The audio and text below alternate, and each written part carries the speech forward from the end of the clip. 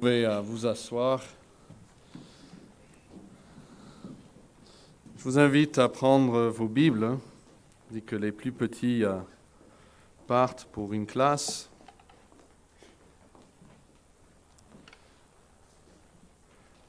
Je vous invite à retrouver Exode chapitre 2.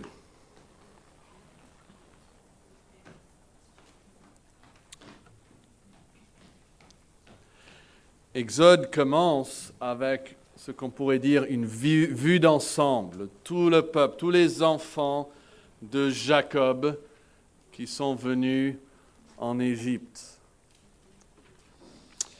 Mais au chapitre 2 de ce grand livre, le narrateur va nous focaliser sur une seule famille. Et c'est sur cette famille que nous voulons nous attarder ce matin. Nous allons considérer la famille bénie par l'Éternel. Quelle est la famille bénie par l'Éternel? C'est un peu un zoom ici dans la narration. Parler de tout le peuple, de la persécution qui vient sur toute la nation. Mais quand Dieu travaille, même dans une nation, il travaille à travers des familles, et à travers des individus. Et là, nous allons avoir un zoom sur une de ces familles. Regardez, pour voir le contexte, on va commencer au verset 16 d'Exode chapitre 1. Exode 1 et verset 16. Il leur dit, c'est le Pharaon qui parle à ces femmes. Quand vous accoucherez les femmes des Hébreux et que vous les verrez sur les sièges, si c'est un garçon, faites-le mourir. Si c'est une fille, laissez-la vivre. Mais les sages-femmes craignèrent Dieu et ne firent point ce que leur avait dit le roi d'Égypte et laissèrent vivre les enfants. Dieu fit du bien aux sages-femmes. Et le peuple multiplia et devint très nombreux. Parce que les sages-femmes avaient eu la crainte de Dieu, Dieu fit prospérer leur maison. Alors Pharaon donna cet ordre à tout son peuple. Il ne peut pas se servir d'elle, donc on a tout le peuple. Vous jetterez dans le fleuve tout garçon qui naîtra et vous laisserez vivre toutes les filles. Un homme de la maison de Lévi avait pris pour femme une fille de Lévi. Cette femme devint enceinte, elle enfanta un fils, elle vit qu'il était beau, et elle le cacha pendant 3 mois. L'histoire donc s'enchaîne sans division. Quelle est donc la première chose que nous voulons voir? C'est la famille de cette famille, c'est les parents. Les parents d'une famille bénie par l'Éternel. Que dit la Bible de ces parents? Alors ce que nous voyons en regardant le contexte à la fin du chapitre 1, c'est qu'il y a une forte pression, une forte opposition de la part du roi. Il y a l'ordre du roi au verset 16 et puis la reproche du roi au verset 18 envers ces femmes. Mais elles ont une crainte de qui? Pas de Pharaon, mais une crainte de Dieu qui les motive à résister même sous de grandes menaces. Regardez encore le verset 17, chapitre 1. Mais les sages-femmes craignirent Dieu et ne firent point ce que leur avait dit le roi d'Égypte. Il y a 2 femmes, elles ne sont pas dans le militaire, ni rien, c'est 2 sages-femmes qui résistent au roi d'Égypte. C'est très beau, non? Et Dieu nous donne leur nom, mais il ne nous donne pas le nom du roi d'Égypte. Vous voyez, ce qui est important pour Dieu n'est pas toujours ce qui frappe l'œil. La Bible dit que les nations sont comme une goutte d'un seau. Elles sont comme la poussière sur une balance. Quand vous allez au magasin, vous achetez des bananes, vous n'essuyez pas toute la poussière, vous dites « je ne vais pas payer trop cher, pas de poussière ». Non, Dieu dit les nations sont comme ça. Elles sont comme de la poussière sur la balance. Elles sont comme une goutte dans un seau. Mais il connaît le nom de ces 2 sages-femmes. Et le verset 21 dit « Parce que les sages-femmes avaient eu la crainte de Dieu ». Il y a quoi? Il y a la bénédiction de Dieu au milieu de la persécution. La bénédiction de Dieu est mentionnée à 2 reprises. Comme le fait qu'elle craignait Dieu, c'est mentionné 2 fois. Et puis nous avons la bénédiction qui est mentionnée 2 fois. Au verset 20, Dieu fit du bien aux sages-femmes. Et le peuple multiplia et devint très nombreux. Et verset 21, parce que les sages-femmes avaient eu la crainte de Dieu, Dieu fit prospérer leur maison. Donc c'est dans ce contexte, et il n'y a pas de division en Exode, division de chapitres, ça a été ajouté après, mais c'est dans ce contexte où il y a des femmes, il y a un groupe qui résiste au roi parce qu'ils craignent l'Éternel et sont bénis par l'Éternel que nous lisons un homme de la maison de Lévi avait pris pour femme une fille de Lévi. Cette femme devint enceinte, elle enfanta un fils, elle vit qu'il était beau et elle le cacha pendant 3 mois. Est-ce que vous voyez l'image ici? Ce couple lévitique est associé à ces sages-femmes. Ils sont dans le même groupe. Exode 6, verset 20 nous donne leur nom. C'est Amram et Jochébed. Et tout comme ces femmes refusaient d'obéir au roi, ce couple va refuser d'obéir au roi. Parce qu'ils vont cacher l'enfant. Et tout comme ces sages-femmes vont aider les petits juifs, ce couple va aider et cacher un petit juif. Et tout comme ces sages-femmes sont bénies par Dieu en ce que Dieu fait, la Bible dit, prospérer leur maison, eh bien Dieu va bénir ce couple et va faire prospérer leur maison.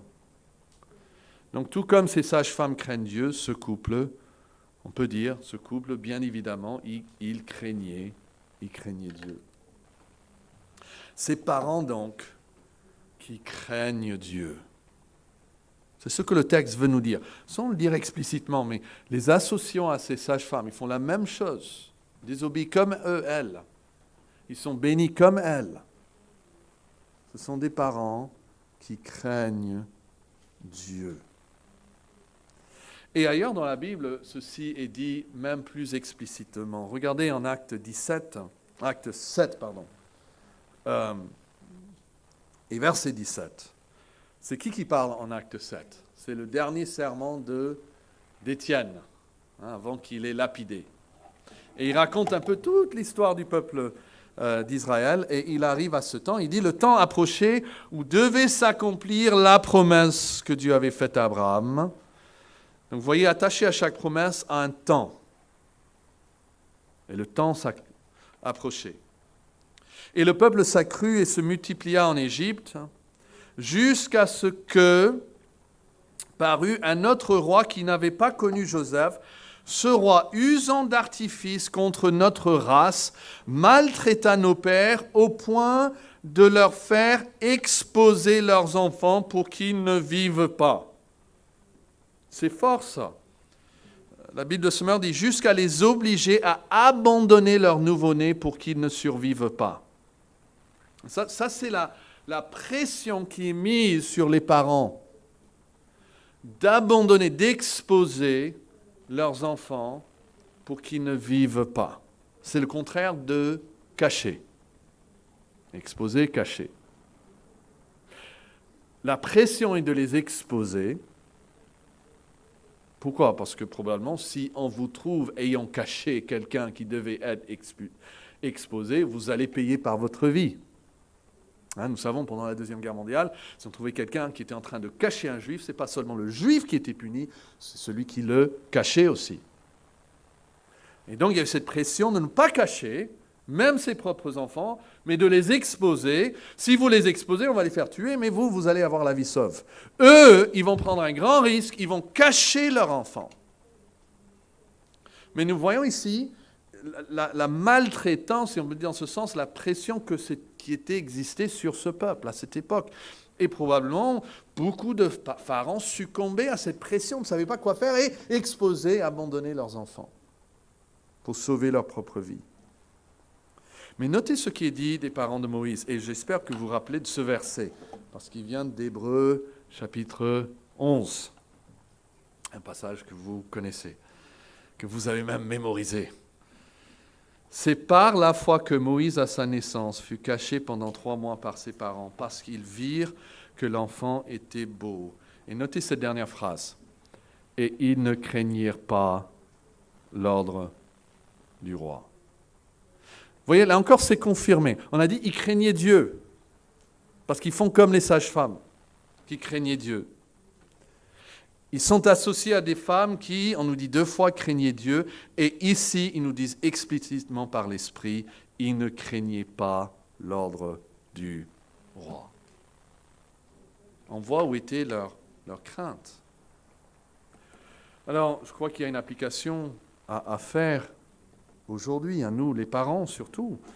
Quel choix faisons-nous en tant que parents qui sont motivés par une crainte de l'homme? Voici des choses qui arrivent. Qu'est-ce que la famille va penser si nous insistons sur ceci ou cela dans notre foyer? Ou si nous insistons, comme nous venons de voir, une tenue, par exemple, clairement modeste, ou de faire ceci, ou de ne pas participer à cela. Ou que va penser la maîtresse ou le prof si nous interdisons à notre enfant de lire ce livre ou de participer à cette sortie? Je sais ce que c'est d'avoir la crainte, sentir en approchant un prof ou une maîtresse pour leur dire que voilà, je ne pouvais pas permettre à mon enfant de lire un certain livre. Souvent, en tant que parents, nous avons même une crainte, vous savez, de nos enfants. Que va faire mon enfant si j'insiste qu'il ou elle lit sa Bible, qu'elle vienne à l'église, qu'il participe au groupe d'ados, qu'il ne porte pas un certain vêtement. Les parents sont souvent motivés par la crainte, même de leurs propres enfants. On veut être aimé, même par nos propres enfants. Mais la crainte de Dieu aide à bannir la crainte de l'homme. Les parents de Moïse n'ont pas eu peur des conséquences de la désobéissance à la politique publique de Pharaon. Le courage n'est pas synonyme de bravade ou d'insouciance. C'est pas que c'était insouciant, certainement. Ils priaient, ils avaient certainement ce sentiment même de peur. Mais pour obéir aux Écritures, nous devons et nous devrons parfois désobéir à la politique publique. Et le courage des parents de Moïse n'était pas un manque de sagesse, mais plutôt une foi scripturaire qui transcendait leur peur naturelle. Une crainte naturelle de ne pas suivre la norme. Mais ils ont une foi qui surpasse cette crainte. La Bible dit en 2 Timothée 1,7 que Dieu ne nous a pas donné un esprit qui, loin de nous faire des lâches, que Dieu nous a donné, un esprit qui, loin de nous faire de nous des lâches, nous rend forts, aimants et réfléchis. L'Esprit de Dieu nous rend forts, pas lâches, pas un esprit de peur. Et il existe dans ce monde une pression délibérée, je pense que c'est d'actualité, ce que nous lisons ici. Il y a aujourd'hui dans le monde une pression délibérée pour forcer les parents à abandonner leurs enfants, à les exposer à la pensée du monde, aux valeurs du monde, à la moralité du monde. Et dès 3 ans, on dit « Donnez-nous votre enfant pour que nous puissions la socialiser et l'éduquer. » Parce que ce n'est pas l'éducation familiale, c'est l'éducation nationale dont ils ont besoin. C'est l'éducation laïque dont ils ont besoin. Et de résister à cela nous apporte la pression de ce monde. Et ceux d'entre nous qui sont des parents sont appelés par Dieu à élever nos enfants d'une manière contre-culturelle. Et vous pouvez y compter, vous pouvez être sûr, cela vous vaudra certainement la résistance du monde. Mais s'il y avait un Moïse dans votre foyer,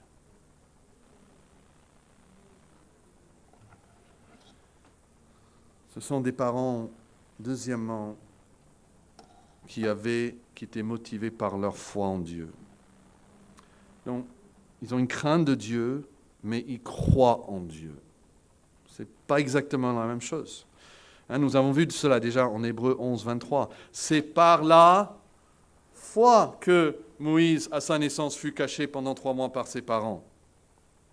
Parce qu'ils virent que l'enfant était beau et qu'ils ne craignirent pas l'ordre du roi. Tout cela est associé, basé sur leur foi en Dieu. Et c'est surtout la foi de la maman qui est soulignée dans ce texte. Vous pouvez regarder Exode 2 pour voir que c'est surtout la femme de Jochébed. Exode 2, verset 2. 7 femmes devint enceinte et enfanta un fils. Bon, ça c'est normal, que ce soit elle. Mais elle vit qu'il était beau, et elle le cacha pendant 3 mois. Ne pouvant plus le cacher, elle prit une caisse de jonc, qu'elle enduisit de bitume et de pois. Elle y mit l'enfant et le déposa parmi les roseaux sur le bord du fleuve. Alors, Hébreux 11 nous dit que Moïse, à sa naissance, fut caché pendant 3 mois par ses parents, parce qu'ils virent que l'enfant était beau et qu'ils ne craignirent pas l'ordre du roi. Donc, c'est certainement la foi des deux, mais c'est la maman qui s'appelle Jochébed qui prend le devant de la scène ici en Exode, telle que l'histoire nous est racontée. Et je ne peux pas me prononcer sur ce couple, mais je peux dire que malheureusement, il y a souvent des couples qui ne sont pas au même stade dans leur marche avec Dieu. Mais vous savez, les lacunes de l'un n'empêchent pas, dans la providence de Dieu et par sa grâce, à l'autre de faire beaucoup de bien pour ses enfants. Elle n'est pas là en train de se dire « je suis bloqué, je ne peux pas parce que mon mari est comme ça ». Non, dans la providence de Dieu, se soumettant à Dieu, elle avance avec ce qu'elle peut faire, qui, en lisant, ne semble pas être beaucoup. Paul dit à Timothée qui avait un papa païen et qui, tant qu'on sache, n'est jamais venu à Jésus-Christ. Il lui dit dans sa 2e lettre, « Gardons le souvenir de la foi sincère qui est en toi, Timothée, mais qui habita d'abord dans ton aïeul, Loïs, et dans ta mère, Eunice. » Donc il y a la maman et la grande-mère, et qui, j'en suis persuadé, habite aussi en toi. Il lui dit un peu plus tard dans la même lettre, « Dès ton enfance, tu connais les saintes lettres qui peuvent te rendre sage à salut par la foi en Jésus-Christ. » Dès ton enfance. Pourquoi ? À cause du papa ? Non. À cause de la maman et à cause de la grand-mère. Donc, par la foi, dans la situation que nous nous trouvons, peut-être c'est difficile, comme Eunice, Loïs, mais nous pouvons avancer dans la crainte de Dieu et par la foi en Dieu. Et il faudra certainement de la foi pour résister aux pressions d'un monde hostile, pour préserver nos enfants du dessein qu'a le monde pour eux. Le monde veut les forcer dans une certaine direction. Le monde a des desseins pour eux, Dieu aussi a des desseins à leur égard. Et souvent, cette foi que nous avons en Dieu va se manifester par une volonté d'aller à l'encontre des politiques publiques, des idées reçues, des valeurs actuelles, des pensées qui sont simplement acceptées comme normales par la société dans laquelle nous vivons. Et il y a des moments où nous pouvons avoir l'impression que la décision que nous avons prise a été en fait un grand coup dur pour la famille. Parfois on se dit, je ne peux pas prendre cette décision, le risque est trop grand. Ok, comparez ça au risque des parents de Moïse. Je suis sûr qu'ils ont risqué plus que nous. Dieu ne nous demande pas de donner l'éducation la plus avancée à nos enfants, les plus beaux vêtements, les meilleures vacances.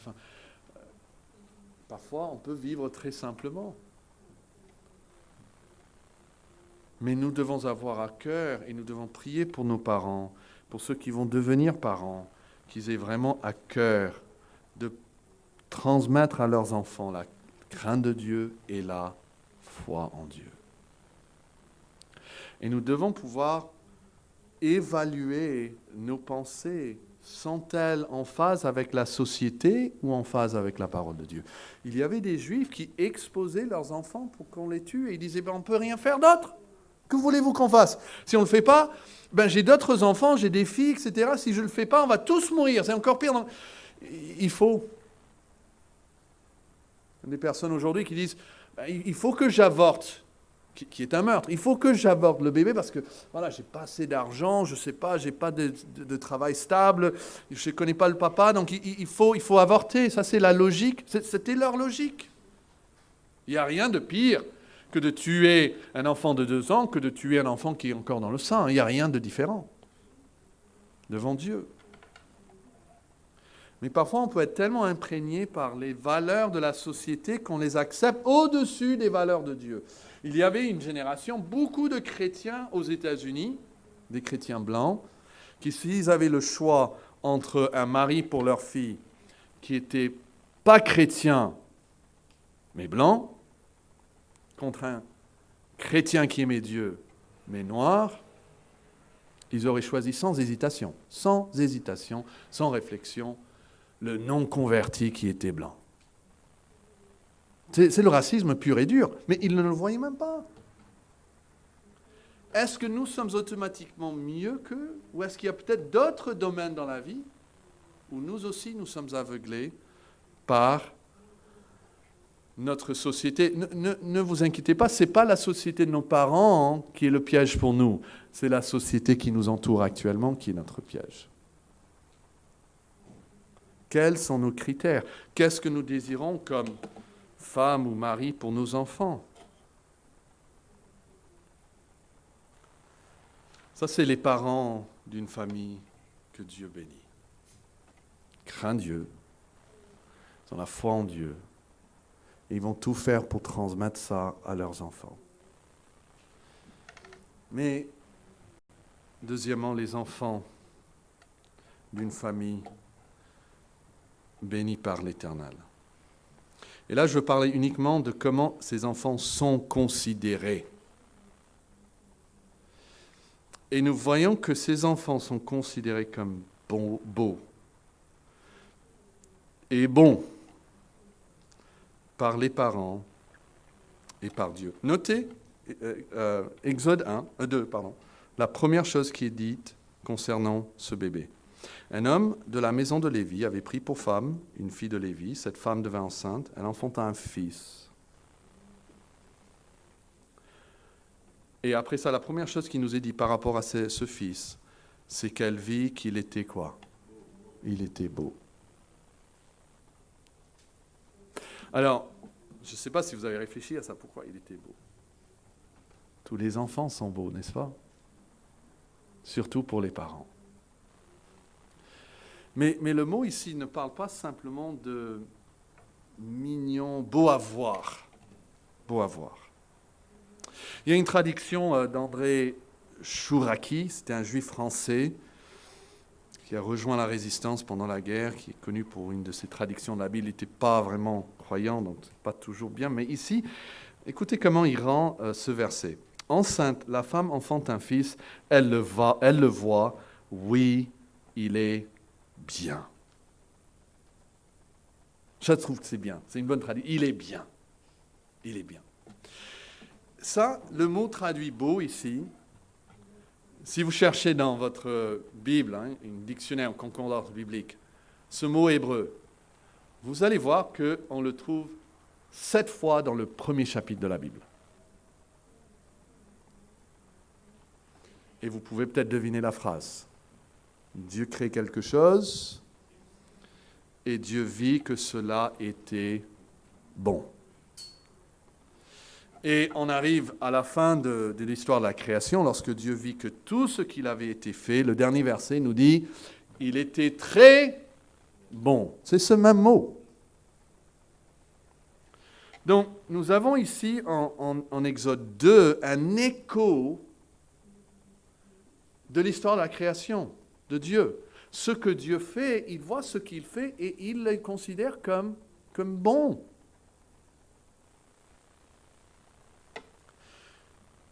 Il ne s'agissait donc pas d'un enfant ordinaire, mais les parents ne savaient pas non plus, ne savaient pas son avenir. Pour eux, c'était un don de Dieu.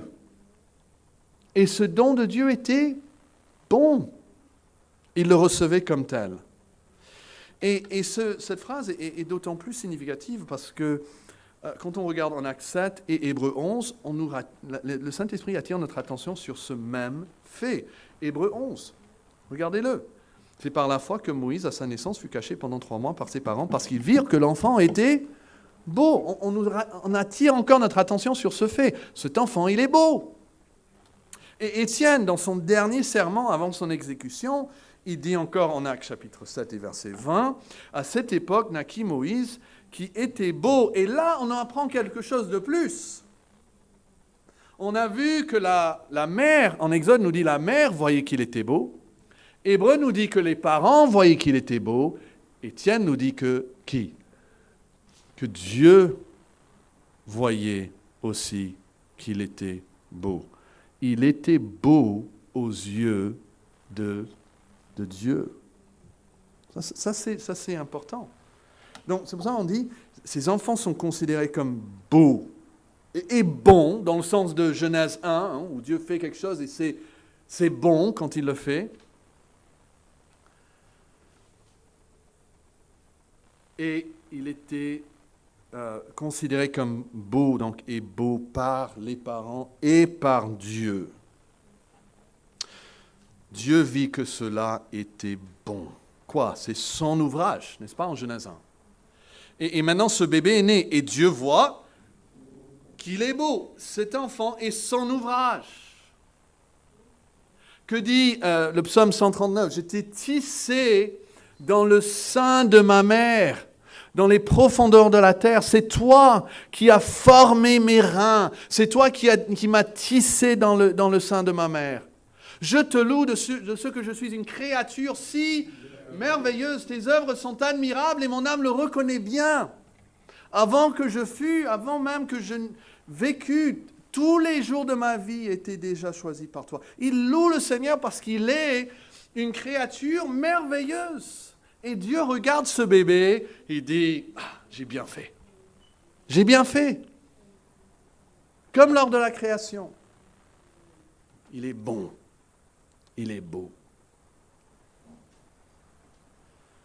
Alors cela ne veut pas dire, bien sûr, que Moïse était parfait ou sans péché, mais même en tant qu'un tout petit bébé, Dieu est dans son péché. Il est déjà pécheur. Hein. David dit, je suis né dans le péché, mais Dieu le voit comme sa création.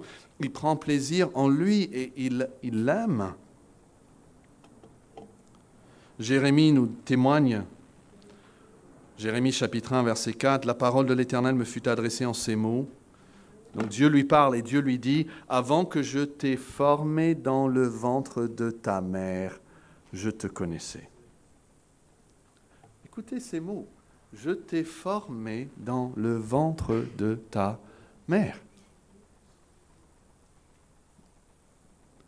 C'est le verset que nous avons dans la crèche. « Et avant que tu sois sorti du sein de son sein, je t'avais consacré. » Jérémie, il dit, avant de t'avoir formé dans le sein de ta mère, je t'ai choisi avant ta naissance. Paul, en parlant de lui-même, il dit en Galates 1, verset 15, « Mais Dieu m'avait mis à part dès avant ma naissance, ou dans la ventre de ma mère encore. Et dans sa grâce, il m'appelait à le connaître. » Et en parlant du serviteur avec grand S, le Seigneur Jésus, Ésaïe 49 dit, « Vous tous qui habitez les îles et les régions côtières, écoutez-moi, et vous, peuple lointain, prêtez-moi attention. J'ai été appelé par l'Éternel dès le sein maternel. Et il a mentionné mon nom dès avant ma naissance. » Il dit au verset 5, « Et maintenant, voici ce que dit l'Éternel, celui qui m'a formé dès le sein de ma mère pour que je sois son serviteur. » Et nous connaissons la naissance de Jésus-Christ. Le Saint-Esprit dit à la Vierge Marie, « viendra sur toi. » et il va agir en toi. Et celui qui sera né de toi sera appelé fils du Très-Haut. Mais chaque enfant est vu par Dieu, est aimé par Dieu dans le sein de sa mère. Vous voyez pourquoi ce qu'on appelle facilement l'interruption volontaire de la grossesse et de prendre quelque chose que Dieu a formé et de dire nous avons pas assez d'argent pour lui, pas assez de temps pour lui, pas assez d'amour pour lui, pas assez de place pour lui. Vous savez, maintenant, on vous fait croire que pour être écologique, il ne faut pas avoir d'enfants.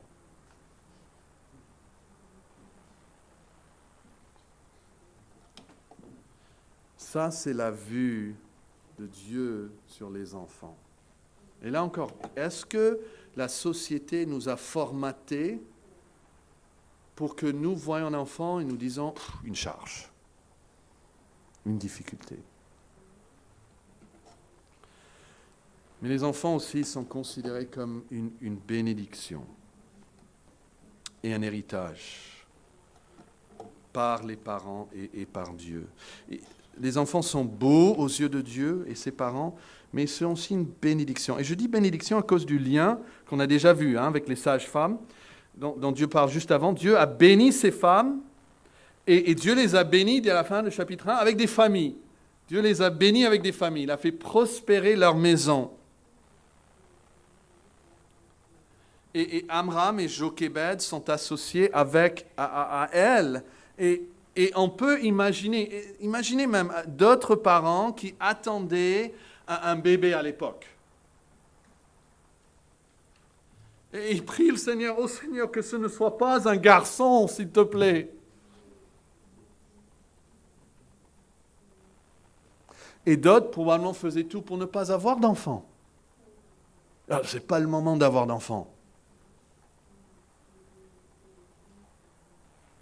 Mais même dans ce contexte très, très difficile, on voit que la bénédiction de Dieu, en fait, est qu'ils aient des enfants et qu'ils croissent. Et ses parents ont vu cet enfant comme une bénédiction à chérir et non comme un fardeau dont il fallait se débarrasser. Et ça, c'est la mentalité que Dieu désire que nous ayons des enfants. Car c'est sa mentalité. Est-ce que vous pouvez trouver avec moi pour clore le psaume 127. Je crois que les femmes ont récemment vu ce psaume ensemble. Mais c'est tout petit, il n'y a que 5 versets. Le psaume 127, cantique des degrés de Salomon. Il dit « Si l'Éternel ne bâtit la maison », et il y a un lien avec Exode où il dit qu'il fit prospérer leur maison. Et là encore, la maison, elle va être bâtie par l'Éternel. Mais si ce n'est pas l'Éternel qui le fait, eh bien ceux qui la bâtissent travaillent en vain. Si l'Éternel ne garde pas la ville, celui qui la garde veille en vain. En vain, vous vous levez de bon matin, vous vous couchez tard, et vous mangez le pain de douleur. Il en donne un temps assez bien-né pendant leur sommeil.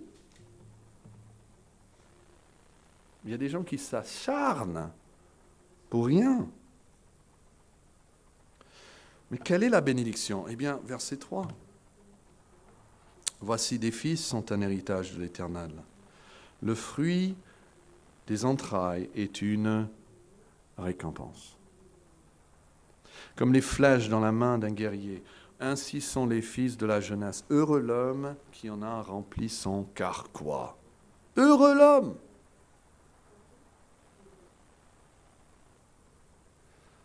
On a eu des gens qui ont dit « Ah, désolé » à ma femme. La Bible dit « Heureux l'homme qui en a rempli son carquois. Il ne sera pas confus quand ses fils parleront avec des ennemis à la porte. » Il y a une différence entre un héritage et une charge. Pour beaucoup, les enfants ne sont qu'une charge.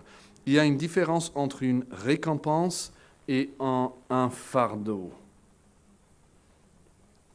Et la vue chrétienne, la vue biblique, c'est que les enfants sont une récompense de la part de l'Éternel. Et parfois, il y a la crainte de ne pas pouvoir bien bâtir sa maison. Sans blague, littéralement, quelqu'un m'a dit une fois aux États-Unis, il avait d'autres raisons aussi, mais il a dit, bon, oui, nous, On a décidé d'avoir que 2 enfants parce que vous savez, dans la plupart des restaurants, il n'y a que 4 chaises à la table. Sérieux, hein? Et parfois, on a cette crainte de ne pas pouvoir bien bâtir la maison. Mais si l'Éternel ne bâtit la maison, ceux qui la bâtissent travaillent en vain. Il nous donne déjà la réponse au début. Si ça doit être à nous de voir comment faire, ça ne sert à rien. Il faut que ça soit l'Éternel. Et si l'Éternel le fait, c'est une bénédiction. La famille terrestre est une bénédiction de la part du Seigneur. Dans un contexte très, très difficile, où les enfants étaient plus qu'une charge, les enfants devenaient une menace, surtout un fils.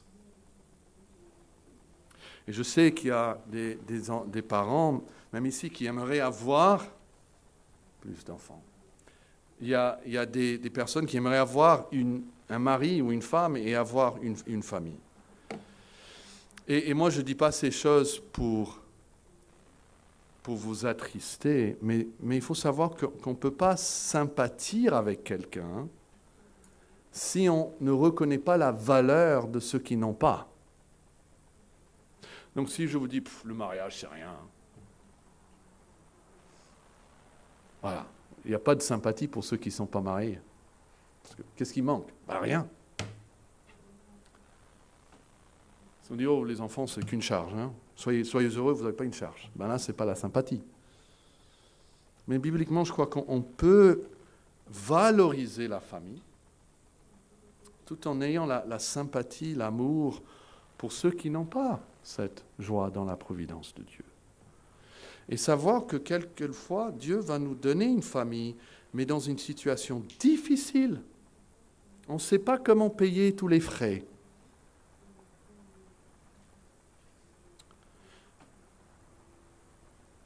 Mais Dieu est avec nous. Et je veux simplement terminer ici en disant que la famille terrestre existe pour servir de témoin à la famille céleste.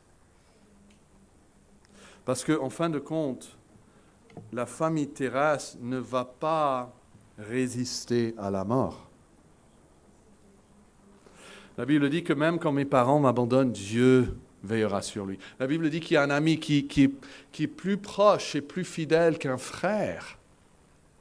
Et l'alliance la plus proche et intime qui existe dans l'histoire du monde, l'alliance du mariage, a un terminus. C'est jusqu'à la mort. Pas avant, mais pas après. Mais au ciel, nous serons tous ensemble avec le Seigneur. Ça, c'est vraiment la vraie famille. Et Jésus-Christ, pensez à ça, Jésus-Christ qui était le Fils bien-aimé, pendant toute l'éternité, il y avait cet amour parfait, un amour familial, un amour entre Père et Fils et Esprit. Il n'y avait rien qui manquait en Dieu. Il n'est pas comme si Dieu manquait quelque chose. Hein. Non, Dieu est parfait. Et même à la fin de sa vie, Jésus dit, moi je veux revenir pour partager la gloire dont j'avais avec toi avant que le monde fût. C'est ce qu'il veut. Mais lui quitte la maison du Père. Et il va dans un pays lointain. Il va vers les siens, mais sachant que les siens ne vont pas le recevoir. Et là, il va vivre toute une vie. Il ne va jamais se marier. Et vous savez, il va avoir des amis, mais quand la pression arrive, il a le plus besoin d'eux. Et la nuit avant sa mort, il dit, s'il vous plaît, pouvez-vous prier avec moi au moins 1 heure?